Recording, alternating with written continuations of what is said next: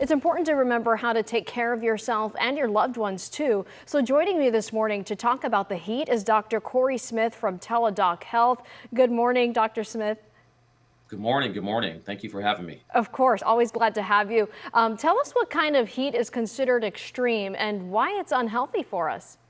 Well, great question. We're right in it. Those 90 to 100 degree temperatures are definitely extreme heat. And definitely the humidity also that you mentioned and that heat index is something that we need to pay attention to. Why? Because it's difficult to really dissipate heat when the humidity is high. There's moisture in the air, so we can't release our moisture. That's our body's mechanism of cooling down. Yeah, we know that things can change really quickly with our bodies. So what are some early warning signs of heat-related illness that we sometimes can miss? Oh, wow. There's three main things that we like to think about: heat cramps, heat exhaustion, and heat stroke. So, signs like dizziness, fatigue, nausea, headache, rapid pulse are some of the things that we need to think about. The serious signs are confusion, obviously, vomiting, dry skin. Because, like I said, remember, we like to dissipate heat. And if we're not sweating, we're not releasing the heat, then our core temperature increases. And when these things happen, we really worry about heat stroke. Yeah, and let's talk hydration because you know that saying too much of anything is a bad thing. So we're all trying to drink water, but is it too much? Is it too little? How do we balance this to stay hydrated?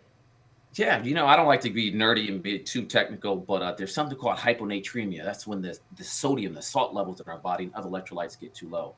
So when we're drinking, sip slowly, pre-game, pre-hydrate, but also things like Gatorade, not to mention that, or other electrolyte-rich fluids. That's what we want to take in. When we sweat, we release fluids, but also electrolytes. So we want to replenish what we lose. If we don't do this, then things like the confusion and even seizures can happen in extreme temperatures and with extreme core temperatures that are rising. So that's why we don't want free water. Yeah, and if you've been out for runs, you've probably seen people wear the big jackets to try to sweat more as they're running. What do you say about that? I mean, how should we dress to feel a little cooler? Hey, unless you're training for the next Rocky movie, that's not typically the best idea. Cool, and light colored clothing is something we want. We want to keep our core temperature down. We want to dress with no layers, but light clothing, and again, hydration.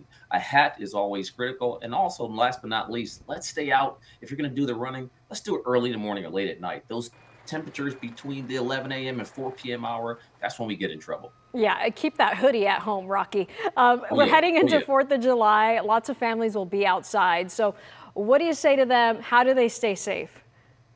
Absolutely. Shade. I'm sure we all know about UV protection, but hydration. I can't emphasize hydration. We keep talking about it. And frequent breaks. We want to make sure that you're not staying out at the beach or at those 4th of July parades all day. Take breaks. Maybe your family take turns to save that space in the line to watch the parade as it goes by. But we really want to make sure that we're not out there all the time. But also the extremes of ages, under the age of 4 and the elderly, really protect those individuals because they're the ones that we may not notice those early signs. Yeah, absolutely. It's all about being proactive, right? Dr. Absolutely. Smith with Teladoc Health, thank you so much again for joining us this morning and helping us stay safe. My pleasure. Have a good one. Stay safe, You everyone. too. Thank you.